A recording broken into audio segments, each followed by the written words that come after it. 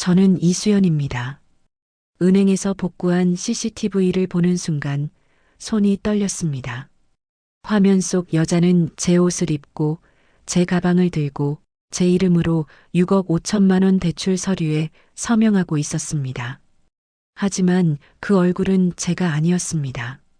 시어머니도 남편도 시동생도 아니었습니다. 26분 뒤 저를 도와주겠다던 법무사가 시댁과 한편이었다는 사실을 알게 됩니다. 구독과 좋아요 버튼을 눌러주시면 영상 제작에 큰 힘이 됩니다. 그럼 오늘의 사연 시작합니다. 그날은 평범한 오후였습니다.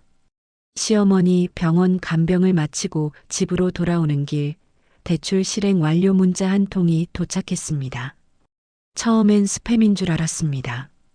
제가 대출을 받을 이유도 신청한 적도 없었으니까요. 하지만 통장을 확인하는 순간 온몸이 얼어붙었습니다.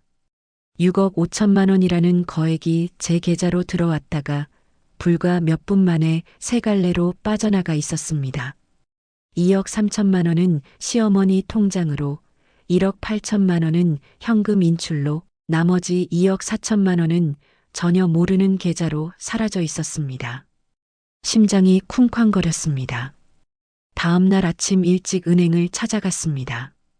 창구 직원은 모니터를 돌려 보여주며 말했습니다. 고객님께서 며칠 전 오후에 직접 방문하셔서 대출 신청하셨는데요. 화면에는 제 신분증 사본, 인감증명서, 재직증명서가 선명하게 보였습니다. 분명 제 서류가 맞았습니다. 그날 저는 시댁에 있었어요. CCTV 확인 부탁드립니다. 직원은 난처한 표정으로 고개를 저었습니다. 죄송하지만 CCTV는 일주일만 보관됩니다. 이미 삭제된 상태예요. 그 순간 모든 게 계획적이었다는 걸 직감했습니다. 집으로 돌아와 시어머니께 물었습니다. 어머님, 제 명의로 대출이 났는데 2억 3천만 원이 어머님 통장으로 들어간 게 맞나요? 시어머니는 잠시 당황한 듯 보이더니 이내 태연하게 말했습니다. 그게 내가 빌려준다고 했잖아. 전화로. 제가 언제 그런 말을 했나요? 기억 안 나? 요즘 피곤해서 그런가 보네. 등 뒤에서 남편 목소리가 들렸습니다. 당신이 깜빡한 거 아니야? 엄마가 거짓말할 이유가 없잖아. 그 말이 칼처럼 가슴을 찔렀습니다. 남편은 제 편이 아니었습니다. 여보, 나 정말 그런 말 안 했어. 그리고 내 서류가 어떻게 은행에 갔는지도 설명해줘. 집에 있는 서류 쓴 거 아니야? 우리 부부잖아. 부부라는 단어가 무기가 되는 순간이었습니다. 결혼 8년 동안 시댁 제사만 17번, 명절이 16번, 병원 간병이 4번이었고 거의 전부 제 몫이었습니다. 새벽 4시에 일어나 제사 음식 30가지를 차리고 명절마다 평택시댁에서 일주일씩 설거지와 청소를 했습니다. 친정은 단 하루도 가본 적이 없었습니다. 한 번도 부부니까라는 말로 남편이 함께 나서준 적은 없었는데 이럴 땐 부부라는 말이 나오는 게 아이러니했습니다. 어머님, 그 2억 3천만 원은 어디에 쓰신 거예요? 민준이 사업 자금으로 썼어. 그것도 가족 일이잖아. 시동생은 30살이었고 이미 3번째 사업 실패를 겪은 뒤였습니다. 그럼 나머지 4억 2천만 원은요? 침묵만 흘렀습니다. 시어머니는 방으로 들어가셨고 남편은 저를 째려보기만 했습니다. 그날 밤 잠을 이룰 수 없었습니다. 뭔가 단서가 있을 거라는 생각에 남편 휴대폰을 확인했습니다. 카카오톡 대화방 이름은 엄마. 며칠 전 대화가 눈에 들어왔습니다. 준호야, 수연이 서류 어디 있어? 서랍에요. 인감은 금고, 비번은 0000. 그리고 대출 실행 다음 날. 돈 들어왔다. 내 목 1억 8천만 원 현금으로 빼놨어. 손이 떨렸지만 캡처 버튼을 눌렀습니다. 검색 기록도 확인했습니다. 배우자 명의 대출 방법, 부부 사이, 절도죄 성립 여부라는 문장들이 선명했습니다. 이건 실수가 아니라 범죄였습니다. 그것도 철저하게 계획된 범죄였습니다. 다음 날 아침 시댁으로 향했습니다. 더 이상 가만히 있을 수 없었습니다. 어머님, 솔직하게 말씀해 주세요. 제 명의로 대출한 건 누가 했나요? 그러게 말이야. 내가 한 거 아니야? 어머니, 지금 그게 말이 된다고 생각하세요? 시동생이 옆에서 비웃듯 말했습니다. 형수님, 돈도 없으면서 뭐가 그렇게 당당해요? 대출금도 못 갚는 주제에. 그 말에 저는 분노가 치밀어 올랐지만 이를 악물고 참아야 했습니다. 그때 시어머니가 가방을 뒤지더니 서류 한 장을 꺼내 탁자 위에 놓았습니다. 차용증이었습니다. 금액 4억 원. 제 이름 이수연이 적혀 있었지만 필체는 제 것이 아니었습니다. 이거 제가 쓴 게 아닌데요? 내 인감 찍혀 있잖아. 법적으로 유효해. 시동생이 휴대폰을 꺼내 보여줬습니다. 형수님 정신과 다니시죠? 우울증 약도 드시고. 그래서 기억이 안 나는 거예요. 제가 2년 전 유산 후 받았던 상담 기록을 들먹이는 순간 또 한 번 분노가 치밀어 올랐지만 저는 참고 또 참았습니다. 저의 가장 아픈 상처가 그들의 무기로 쓰이고 있었던 것입니다. 하지만 한 가지는 분명했습니다. 그날 대출이 실행된 시각, 저는 평택시댁 근처 마트에 있었고 영수증이 있었습니다. 한 사람이 동시에 두 곳에 있을 수는 없습니다. 집으로 돌아오는 길, 낯선 번호로 전화가 걸려왔습니다.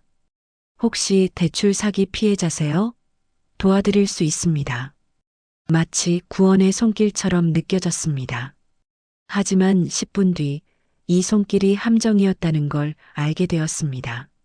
전화를 건 사람은 박정민이라는 법무사였습니다. 은행 방문 당시 본인이 어디 계셨는지 증명할 수 있나요? 네, 시댁에 있었어요. 마트 영수증도 있고요. 좋습니다. 내일 사무실로 오세요. 이런 케이스는 제가 많이 처리했습니다. 다음 날 강남 역삼동의 법무사 사무실을 찾았습니다.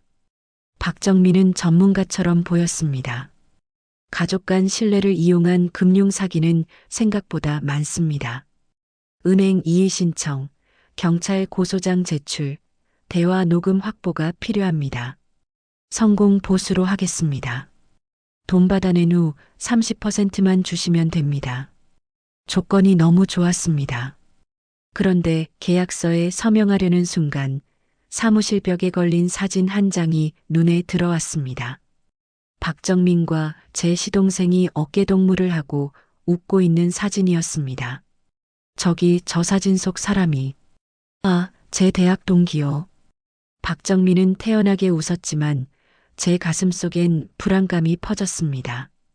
그래도 다른 방법이 없었습니다. 계약서에 서명했습니다. 집으로 돌아와 박정민을 인터넷에 검색했습니다. 블로그에서 한글을 발견했습니다. 박정민 법무사 조심하세요. 의뢰인 정보를 상대방에게 넘깁니다. 댓글들도 비슷한 경고로 가득했습니다. 구원의 손길이 아니라 또 다른 함정일지도 모른다는 생각에 잠을 이룰 수 없었습니다. 어쩌면 이 모든 일은 예고된 것이었는지도 모릅니다. 결혼 첫날부터 시작이었습니다. 우리 며느리 맞벌이 할 거지? 생활비는 반반 내는 게 공평하지. 시어머니의 말이었습니다. 그때는 몰랐습니다. 반반이라는 말이 제 월급 전부를 의미한다는 걸요. 신혼집 전세 6억 원을 구할 때도 마찬가지였습니다. 제 예금 3억 5천만 원, 남편 1억 5천만 원, 시댁 지원 1억 원이 들어갔지만 계약서에는 남편 이름만 올라갔습니다.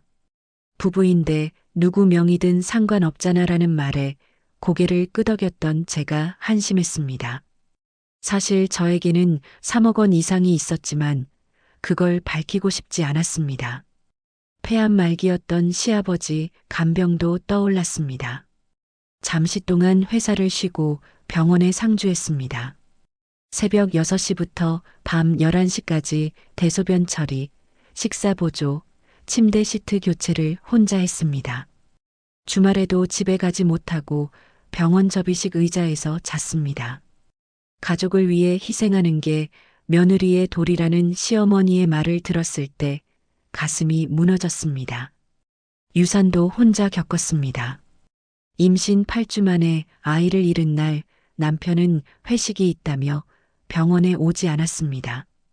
새벽 2시에 혼자 수술실에서 나와 택시를 타고 집에 왔습니다. 병원비 347만 원은 제가 냈습니다. 그 후 몇 년간 생활비 월 380만 원, 시댁 경조사비 월 100만 원, 명절 용돈 200만 원씩을 냈습니다. 시동생 사업 실패 때마다 6천만 원씩 총 3번 1억 8천만 원을 지원했습니다. 시댁 조카들 학원비 월 100만 원도 제가 부담했습니다. 제 통장엔 항상 50만 원 정도만 남아 있었습니다. 아니, 정확히는 보여주는 통장에만요. 계산해 보니 8년 동안 시댁에 준 돈이 4억 2천만 원이었습니다. 이번 대출 6억 5천만 원까지 합하면 총 10억 7천만 원. 그런데 이제 그들은 저를 정신이 불안정한 사람으로 몰고 있었습니다. 더 이상 당할 수만은 없었습니다. 거실 곳곳에 녹음기를 숨겼습니다. 화분 뒤, 책장 사이, TV 뒤에 작은 녹음기들을 배치했습니다. 남편이 퇴근하자 조용히 물었습니다. 여보, 대출건. 솔직하게 말해줘. 당신이 한 거지? 무슨 소리야? 내가 왜 그래? 그럼 누가 은행에 갔어? 내 서류는 어떻게 가져갔고? 난 모르는 일이야. 엄마한테 물어봐. 어머니가 혼자 할 수 있었을까? 당신 도움 없이? 침묵이 흘렀습니다. 휴대폰을 꺼내 캡처해둔 카톡을 보여줬습니다. 이거 봤어. 당신이 어머니에게 서류 위치 알려준 거. 남편 얼굴이 하얗게 변했습니다. 그게 엄마가 급하게 돈이 필요하다고 해서 내 허락도 없이? 우리 부부잖아. 그리고 당신 돈 없잖아. 그 말에 온몸이 떨렸습니다. 그럼 당신이 받은 1억 8천만 원은 엄마가 생활비 보태라고 내 돈으로? 남편이 소파에 주저앉았습니다. 미안해. 나중에 내가 다 갚을게. 내일 경찰서 가자. 나 고소할 거야. 그 말에 남편이 벌떡 일어나 저를 밀쳤습니다. 벽에 어깨가 부딪혔습니다. 녹음기는 모든 소리를 담고 있었습니다. 그날 밤 박정민에게서 전화가 왔습니다. 고객님, 혹시 오늘 남편분과 대화 녹음하셨어요? 시동생분이 형수님이 불법 녹음으로 협박한다고 연락 왔어요. 등골이 서늘해졌습니다. 제 정보가 실시간으로 시댁에 넘어가고 있었습니다. 더 이상 박정민을 믿을 수 없었습니다. 그때 저는 결심했습니다. 이제 제 진짜 모습을 보여줄 때라고. 사실 저에게는 비밀이 하나 있었습니다. 결혼 전 저는 온라인 쇼핑몰을 운영하던 사업가였습니다. 20대에 시작한 패션 쇼핑몰이 연 매출 80억 원 규모로 성장했고 제 통장에는 22억 5천만 원이 넘는 돈이 있었습니다. 하지만 남편을 만나고 사랑에 빠졌을 때 저는 모든 걸 숨기기로 했습니다. 회사는 동업자에게 지분을 넘기고 조용히 뒤로 물러났습니다. 평범한 사람으로 사랑받고 싶다는 순진한 생각 때문이었습니다. 시댁에는 그저 작은 회사 다니는 평범한 며느리로만 보였습니다. 사실 8년 동안 시댁에 준 4억 2천만 원은 제게 큰 돈이 아니었습니다. 사랑하는 사람의 가족이니까 기꺼이 주었습니다. 그런데 이번 6억 5천만 원 대출 사기는 선을 넘었습니다. 더 이상 순진한 며느리로 있을 수 없었습니다. 저는 오래된 명함 하나를 꺼냈습니다. 김서연 변호사. 제가 회사를 운영할 때 법률 자문을 맡았던 분이었습니다. 10년 만에 전화를 걸었습니다. 변호사님, 저 이수연입니다. 오랜만이죠? 수연 씨, 정말 오랜만이네요. 무슨 일이세요? 모든 상황을 설명했습니다. 그럼 지금 즉시 사무실로 오시겠어요? 당신이 그동안 얼마나 참았는지 알겠네요. 이제 제대로 한번 싸워봐요. 다음 날 서초동 사무실에서 만났습니다. 김서연 변호사는 체크리스트를 건네며 말했습니다. 필요한 증거는 이겁니다. 은행 대출 계약서, 알리바이, 대화 녹음, 통장 거래 내역, 위임장 원본, 인감증명서 발급 기록, 대출 계약서, 알리바이, 녹음은 이미 있어요. 좋습니다. 나머지는 금융감독원 정보공개 청구와 주민센터 방문으로 2주 안에 확보 가능합니다. 그날부터 움직이기 시작했습니다. 시어머니 통장에 가압류를 신청했고 주민센터에서 인감증명서 발급 기록을 조회했습니다. 기록을 보는 순간 숨이 멎었습니다. 제가 모르는 발급 내역이 3차례나 있었습니다. 그중 한 건은 평택 주민센터에서 발급된 것이었습니다. CCTV를 요청했습니다. 며칠 후 영상이 도착했습니다. 화면 속에서 제 인감증명서를 발급받는 사람은 바로 시어머니였습니다. 이제 퍼즐의 한 조각이 맞춰졌습니다. 하지만 가장 중요한 조각은 여전히 비어 있었습니다. 은행 창구에 선 그 사람은 누구였을까요? 저는 경찰서에 고소장을 접수했습니다. 사기, 문서 위조, 절도 혐의로 시어머니 박영숙, 남편 김준호를 고소합니다. 담당 형사는 증거들을 검토하며 고개를 끄덕였습니다. 알리바이가 명확하네요.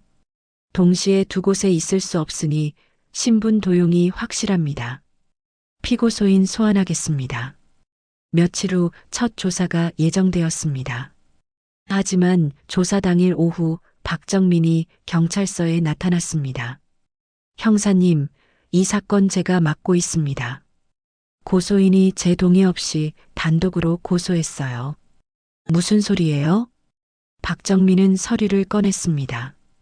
고소인 이수연 씨와 피고소인 간 합의서입니다. 며칠 전에 작성됐어요. 합의서에는 제 서명이 찍혀 있었습니다. 하지만 저는 그 서류를 본 적도 서명한 적도 없었습니다. 이거 위조예요. 그럼 필적 감정 받으시죠. 형사가 난처한 표정으로 말했습니다. 일단 조사 중단하시죠. 합의서 진위 확인 후 재개하겠습니다. 경찰서를 나오는 길 온몸이 떨렸습니다. 박정민은 처음부터 시댁 편이었습니다. 제 정보를 넘기고 위조 합의서까지 만들어 조사를 방해하고 있었습니다. 하지만 저에게는 김서연 변호사가 있었습니다. 전화를 걸자 침착한 목소리가 들렸습니다. 합의서는 무효화할 수 있어요. 인감증명서 발급 기록이 있으니 위조 증명이 가능합니다. 그리고 하나 더 해볼 게 있어요. 뭔데요? 은행 CCTV 복구요. 경찰 공문으로 요청하면 삭제된 파일도 복구 가능합니다. 일주일 후 CCTV를 복구한 USB가 도착했습니다. 떨리는 손으로 USB를 컴퓨터에 꽂았습니다. 화면에 날짜와 시간이 떴습니다. 은행 창구에 한 여성이 서 있었습니다. 제 옷과 같은 스타일, 제 가방과 비슷한 모양. 마스크를 쓰고 있었지만 서류를 건네며 고개를 들었을 때 얼굴이 보였습니다. 놀랍게도 시어머니가 아니었습니다. 제가 한 번도 만난 적 없는 여자였습니다. 화면을 캡처해서 김서연 변호사에게 보냈습니다. 곧 전화가 왔습니다. 이 사람 알아요. 박정민 법무사의 아내 최수진 씨예요. 모든 퍼즐이 맞춰지는 순간이었습니다. 시댁으로 향했습니다. 이제 모든 걸 알고 있었습니다. CCTV 복구됐어요. 은행에 간 사람이 누군지 다 봤어요. 시어머니 얼굴이 굳어졌습니다. 그게 내가 부탁했잖아. 어머니 도대체 무슨 말씀을 하시는 거예요? 박정민 법무사 아내 최수진 씨가 제 옷을 입고 제 서류를 들고 은행에 갔어요. 어머님이 제 인감증명서를 발급받아서 넘겨주셨잖아요. 시동생이 나왔습니다. 형수님, 너무 하시는 거 아니에요? 우리가 뭐 그렇게 잘못했다고. 그깟 6억 5천만 원에 뭘 그렇게 난리예요? 돈도 없는 주제에. 그깟 6억 5천만 원? 그 순간 저는 분노가 치밀어 올랐지만 침착하게 말했습니다. 제가 돈이 없다고요? 돈 없으면 이렇게 무시해도 되는 건가요? 저는 가방에서 서류 한 장을 꺼냈습니다. 이게 뭔지 아세요? 제 예금 잔액 증명서예요. 22억 5천만 원. 거실이 순간 조용해졌습니다. 사실 저는 결혼 전에 온라인 쇼핑몰을 운영했어요. 연 매출 80억 원 규모였죠. 하지만 남편을 사랑했고 평범하게 살고 싶어서 모든 걸 숨겼어요. 시어머니가 입을 벌린 채 말을 잇지 못했습니다. 8년 동안 들인 4억 2천만 원. 제게는 큰 돈이 아니었어요. 가족이니까 기꺼이 드렸죠. 하지만 이번 6억 5천만 원 대출 사기는 선을 넘었어요. 시동생이 떨리는 목소리로 물었습니다. 아니, 형수님, 그렇게 돈이 많으면서 왜 지금까지 숨긴 거예요? 사랑받고 싶었으니까요. 돈 때문이 아니라 제 자신으로. 하지만 당신들은 제가 돈이 없다는 이유로 절 무시하고 아무 쓸짝이 없다고 생각했죠. 남편이 창백한 얼굴로 말했습니다. 수연아, 미안해. 몰랐어. 내가 이제 와서 미안하다고요? 6억 5천만 원 훔치고 정신병자로 몰고 폭행까지 하면서 고소할 거예요. 전부 다. 그리고 제 능력으로 끝까지 싸울 거예요. 시어머니가 소리쳤습니다. 우리가 잘못했어. 용서해줘. 22억이나 있으면 6억 5천만 원쯤이야. 6억 5천만 원쯤이라고요? 그게 문제가 아니에요. 어머님과 당신 그리고 도련님이 그동안 저를 어떻게 대했는지가 문제죠. 시동생이 휴대폰을 꺼냈습니다. 형수님, 정신과 기록 있잖아요.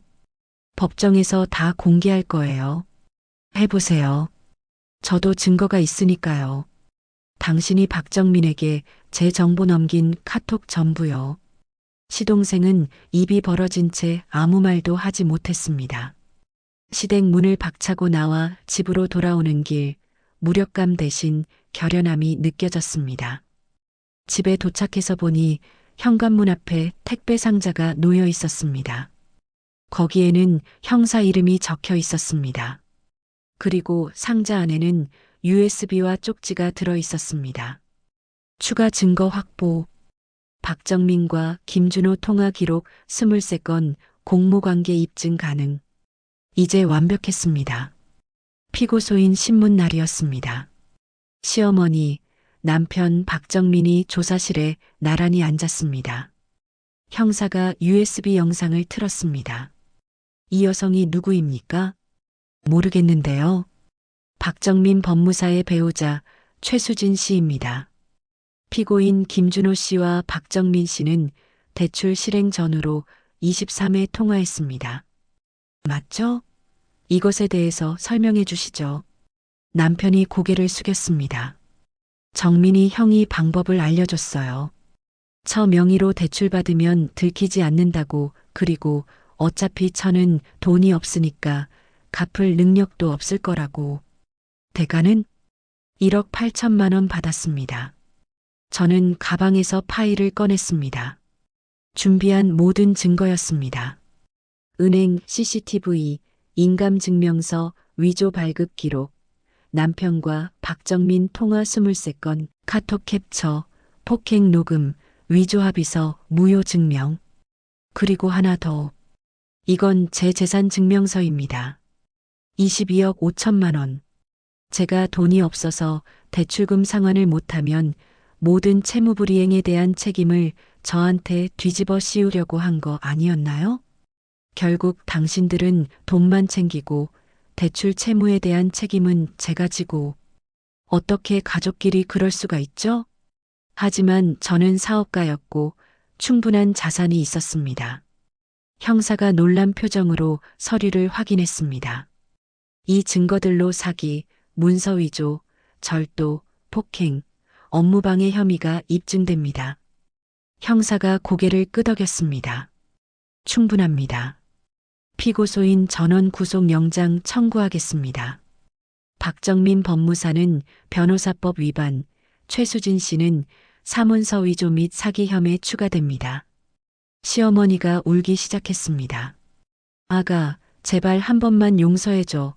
우리가 잘못했어. 내가 그렇게 돈이 많은 줄 몰랐어. 8년 동안 제가 드린 4억 2천만 원은 언제 갚으실 건데요? 그건 내가 며느리니까 당연히 하는 거잖아. 당연한 게 아니에요. 전부 기록했어요. 생활비 영수증, 경조사비 송금 내역, 간병일지, 시동생 사업자금 지원 내역. 8년치 전부요. 민사로 청구하겠습니다. 시어머니가 주저앉았습니다. 이제 판이 완전히 뒤집혔습니다. 결국 구속영장이 발부되었습니다. 남편, 시어머니, 박정민 아내, 최수진 4명 모두 구속되었습니다. 남편이 다니던 회사에서는 구속 소식이 알려지자 즉시 해고 통보가 내려졌습니다. 12년 다닌 회사였고 부장 직급이었습니다. 업계는 좁았고 범죄 기록이 있는 사람을 채용할 곳은 없었습니다. 법무사 박정민은 더 처참했습니다. 변호사협회에서 징계위원회가 열렸고 법무사 자격이 영구 박탈되었습니다.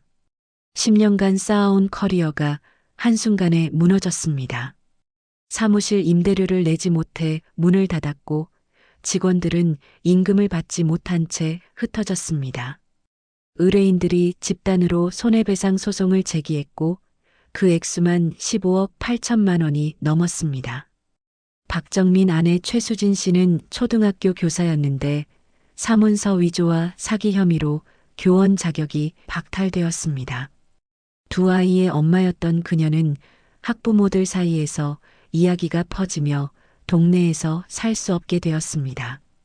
시동생도 피해갈 수 없었습니다. 제가 추가 고소를 했습니다. 공범 혐의 및 증거인멸 교사. 시동생이 박정민에게 제 정보를 넘긴 카톡 기록이 전부 확보되어 있었습니다. 1년 6개월 실형이 선고되었습니다. 다니던 IT 회사에서는 즉시 해고되었고 취업 준비 중이던 여자친구는 그를 떠났습니다. 법원 민사조정실 조정위원이 말했습니다. 원고 측 청구 금액 15억 3천만 원, 대출금 6억 5천만 원, 8년간 지출 4억 2천만 원, 위자료 3억 5천만 원, 정신적 피해 배상 1억 1천만 원입니다. 피고 측 의견 있으세요? 시어머니가 떨리는 목소리로 말했습니다. 한꺼번에 그렇게 많은 돈을 낼 수 없어요. 김서연 변호사가 반박했습니다. 피고 박영숙 씨 소유 평택시 주택 시가 8억 5천만 원, 김준호 씨 소유 전세금 반환 청구권 4억 5천만 원, 예금 1억 2천만 원 전부 압류했습니다. 경매 진행 요청합니다. 그 집은 우리가 30년 살던 집이에요. 그때 제가 소리쳤습니다. 어머니, 8년 동안 제가 잃은 건 집보다 훨씬 더 큰 거예요. 22억이 있어도 사랑하는 사람을 위해 기꺼이 드렸는데 당신들은 저를 이용만 했죠. 결국 평택집은 경매에 넘어갔습니다. 낙찰가 7억 2천만 원. 30년 살던 집에서 쫓겨난 시어머니는 월세 45만 원짜리 집으로 이사했습니다. 남편은 출소 후 제게 전화를 걸어왔습니다. 수연아, 나 갈 곳이 없어. 한 번만 봐줘. 내가 그렇게 돈이 많은 줄 몰랐어. 이혼 서류는 받으셨죠? 더 이상 연락하지 마세요.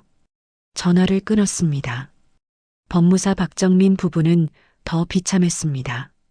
박정민은 손해배상 소송에서 패소해 10억 5천만 원을 배상하라는 판결이 내려졌고 갚을 능력이 없어 파산 신청을 했습니다. 박정민 아내는 편의점 야간 알바로 생계를 유지했고 두 아이는 친정 부모가 맡아 키우게 되었습니다. 시동생은 출소 후 어머니와 함께 살며 배달 라이더로 일했습니다. 한때 IT 기업 개발자로 연봉 7,200만 원을 받던 그는 이제 하루 12시간 이상 일해서 겨우 월 180만 원을 받는 신세가 되었습니다. 전과 기록 때문에 정규직 취업은 불가능했습니다. 저는 이 모든 과정을 블로그에 기록했습니다. 숨겨진 사업가의 반격 22억 숨기고 사랑했지만 6억 5천 빼앗긴 며느리의 완전 복수기. 조회수는 187만을 넘었고 수만 개의 댓글이 달렸습니다. 제 이야기는 같은 처지의 며느리들에게 매뉴얼이 되었습니다. 새해 첫날 혼자 떡국을 끓였습니다. 조용했지만 평화로웠습니다. 김서연 변호사에게서 문자가 왔습니다. 최종 정산 완료. 총 회수 금액 12억 7천만 원. 수고하셨습니다. 감사합니다. 덕분에 제 인생을 되찾았어요. 사실 돈보다 중요한 걸 되찾았습니다. 바로 제 선택권이었습니다. 무엇을 사랑하고 무엇을 지킬지, 어디까지 책임지고 어디서 멈출지에 대한 것 말이에요. 봄이 오자 예전 동업자에게서 연락이 왔습니다. 수연아, 다시 같이 일하자. 내가 없으니까 회사가 예전 같지 않아. 고민 끝에 복귀를 결정했습니다. 이번에는 숨기지 않고 당당하게 제 모습으로. 여름 어느 날 마트에서 시어머니를 우연히 마주쳤습니다. 훨씬 초라해진 모습이었습니다. 머리는 하얗게 새었고 옷은 낡아 있었습니다. 눈이 마주쳤습니다. 시어머니가 고개를 숙였지만 저는 그냥 지나쳤습니다. 용서는 했습니다. 제 마음의 평화를 위해서요. 하지만 관계를 회복할 생각은 없었습니다. 용서와 재결합은 다른 것이니까요. 오늘 이 이야기를 녹음하며 비슷한 상황에 계신 분들께 전합니다. 가족이라는 관계도 때로는 잘못된 선택을 할 수 있습니다. 하지만 그럴 때 당신은 스스로를 보호할 권리가 있습니다. 당신의 헌신과 희생은 소중하지만 그것이 당연하게 여겨져서는 안 됩니다. 당신의 시간, 돈, 감정, 청춘은 존중받아야 합니다. 건강한 경계를 세울 용기를 가지세요. 오래 참았다고 해서 계속 참을 필요는 없습니다. 당신의 권리는 법으로 보호받을 수 있습니다. 정당한 방법으로 당당하게 끝까지 싸우세요. 부당하게 빼앗긴 것을 되찾는 건 복수가 아니라 정의입니다. 비슷한 상황이라면 이 이야기를 저장하고 공유해 주세요. 누군가의 증거가, 누군가의 용기가, 누군가에게 희망이 되어줄 수 있습니다. 당신은 혼자가 아닙니다. 감사합니다.